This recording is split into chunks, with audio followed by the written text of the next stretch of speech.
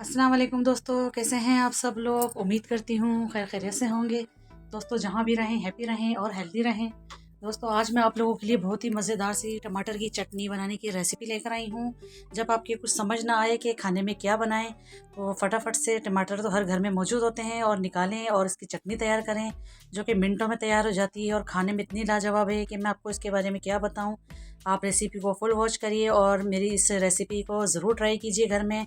Recipe पसंद आए तो प्लीज़ एक लाइक भी दीजिएगा। तो चलिए रेसिपी स्टार्ट करते हैं। बिस्मिल्लाहिर्रहमानिर्रहीम। यहाँ पर मेरे पास 3 अदद टमाटर हैं और टमाटर देख सकते हैं आप बिल्कुल रेड कलर के हैं माशाल्लाह, और बिल्कुल तंदुरुस्त जवान टमाटर होने चाहिए आपके पास, एकदम टाइट किस्म के।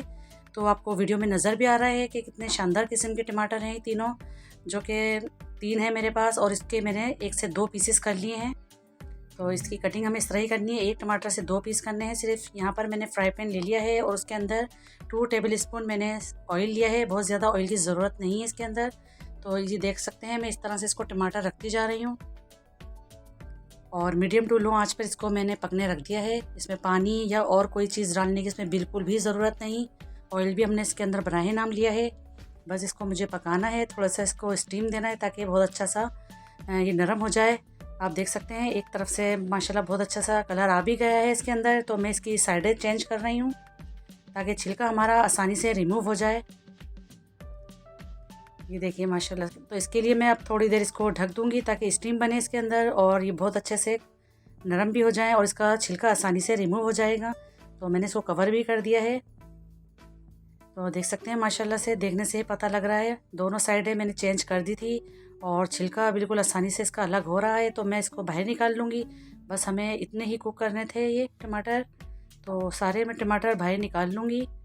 देखिए माशाल्लाह कितने अच्छे से कुक हुए हैं। किस बास का तो टमाटर का छिलका भी अलग हो गया है।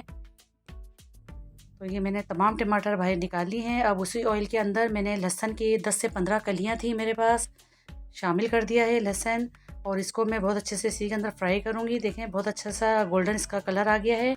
तो इसको भी मैं टमाटर में डाल दूँगी। लहसुन भी हमारा फ्राई हो चुका है बहुत अच्छे से। अब जो छिलका मुझे इसके अंदर नज़र आ गए हैं और कुछ ठंडे भी हो गए हैं टमाटर, तो मैं इसका छिलका अब रिमूव करती जाऊँगी, जो कि बहुत आसानी से हो रहा है माशाल्लाह। हाथ लगाने से ही अलग हो रहा है टमाटर का छिलका। टमाटर भी हमारे ठंडे हो चुके हैं। तो सारा छिलका मैंने इसका रिमूव कर दिया है। अब मैं इसको फोक की मदद से इसको मैं मैश कर लूँगी बहुत अच्छे से। लहसुन को और टमाटर को हमें मैश करना है और याद रहे कि हमें बहुत ज़्यादा इसको बिल्कुल मैश नहीं करना, हमें थोड़ा दरदरा सा रखना है। थोड़े से मोटे टमाटर रखने हैं, जो कि चटनी की खूबसूरती भी इसी में ही है। तो ये देखें माशाल्लाह से मैंने इसको फोक की मदद से इसको बिल्कुल बारीक कर लिया, यानी कि बहुत मोटा मोटा सा है, बहुत बारीक भी नहीं है ये। तो चलिए अब इसके अंदर मैं कुछ चीज़ें डालना शामिल कर देती हूँ। तो यहाँ पर मैं सबसे पहले इस टमाटर में शामिल कर रही हूँ 2 अदद हरी मिर्चें बिल्कुल बारीक कट करके, या फिर मिर्चा आप अपने टेस्ट के मुताबिक भी ले सकते हैं। एक बहुत छोटे साइज़ की प्याज थी, वो भी मैंने ऑमलेट कट काटा है। तो ऑमलेट कट में मैंने शामिल कर दी है प्याज, और 2 टेबल स्पून शामिल किया है इसमें फ्रेश हरा धनिया बारीक कट करके। तो पहले हम इन चीज़ों को मिक्स कर लेते हैं अच्छे से। बहुत अच्छे से मैंने इन तीनों चीज़ों को मिक्स कर लिया है। तो अब यहाँ पर मैं शामिल करूँगी, मेरे पास यहाँ पर चाट मसाला है, तो 1 टीस्पून यहाँ पर चाट मसाला शामिल कर रही हूँ। हाफ़ टी स्पून इसके अंदर शामिल कर रही हूँ काला नमक। काला नमक डालने से ये होगा कि इसका टेस्ट बहुत अच्छा निकल कर आएगा। अगर आपके पास काला नमक नहीं है तो आप रेगुलर नमक भी शामिल कर सकते हैं। ये भुना कुटा ज़ीरा है, जो कि मैंने इसको पहले रोस्ट किया था और फिर इसको मैंने दरदरा कोट लिया है। 1 टीस्पून इसके अंदर मैंने ज़ीरा शामिल कर दिया। अब इन तमाम चीज़ों को मैं बहुत अच्छे से मिक्स कर लेती हूँ। इस चटनी को चटखारेदार मज़ेदार बनाने के लिए मैं एक चीज़ अभी इसमें और शामिल करूँगी। तो पहले मैं इसको मिक्स कर लेती हूँ। तो अब यहाँ पर मैं शामिल करूँगी, मेरे पास लेमन है, हाफ़ लेमन है, इसका मैं जूस शामिल कर रही हूँ। इसके डालने से इस चटनी का फ्लेवर 1000 गुना बढ़ जाएगा और बहुत ही चटपटी चटखारेदारी चटनी बनकर तैयार होगी। इसका टेस्ट बहुत ज़्यादा लाजवाब है। यकीन मानिए जब आपको कुछ समझ में ना आए तो आप ये चटनी बना लें फटाफट से। इतना ज़बरदस्त इसका जायका है कि आप इसको भूल ही नहीं पाएंगे।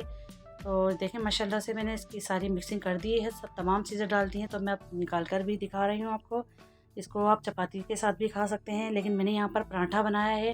पराठे के साथ तो बहुत ही यमी लगती है ये चटनी। मिनटों में बन जाती है चटनी। इसको ज़रूर ट्राई कीजिएगा, फिर इसका फीडबैक दीजिएगा। बहुत ही लाजवाब और बहुत ज़बरदस्त किस्म की चटनी है। इस वक्त टमाटर भी माशाल्लाह बहुत अच्छे आ रहे हैं, तो आप इसको टमाटर से ज़रूर बनाइए ये चटनी। जब आपके कुछ समझ ना आए, सारी चीज़ें आपकी घर की हैं, और खाएं और इन्जॉय करें। बहुत बेहतरीन किस्म की आज मैंने आपको चटनी बनाने की रेसिपी दी है।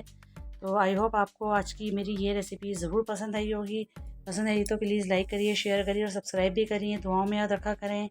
तो फिर मिलती हूँ एक और नेक्स्ट रेसिपी के साथ। जब तक के लिए अल्लाह हाफिज़।